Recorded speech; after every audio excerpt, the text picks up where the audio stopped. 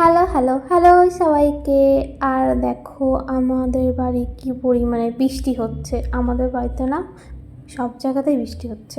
আর দুঃখের কথা কি বলি বলো, আজকে আমার ডিউটি যেতে খুব লেট হয়েছিল, কারণ এত বৃষ্টি আমি বেরোতেই পারছিলাম না। আর তার মধ্যে আজকে শ্রাবণ মাসের ৩য় সোমবার ছিল, তো শিব ঠাকুরকে পুজো করলাম আমি আর বুনু। পুজো শেষ করেই কিন্তু আমি বেরিয়ে গেছিলাম আমার ডিউটির উদ্দেশ্যে। তারপরে হঠাৎ দেখি রাস্তায় কি বৃষ্টি, আর তার মধ্যে আমার ট্রেনটাও চলে গেছে। তারপর ভাবলাম আমি আবার বাড়িতে ফিরে যাব, তার থেকে মামা বাড়িতে যাই।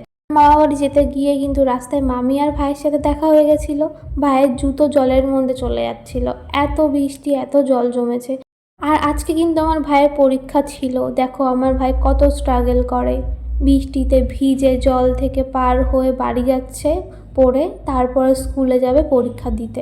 মামা বাড়ি দূরে হোক বা কাছে হোক, কার না যেতে ভালো লাগে? আমার কিন্তু বেশ ভালো লাগে মামা বাড়ি যেতে। আর আমার দিদা কিন্তু এটা, আমার দিদা আছে কিন্তু দাদু নেই, দাদু মারা গেছে।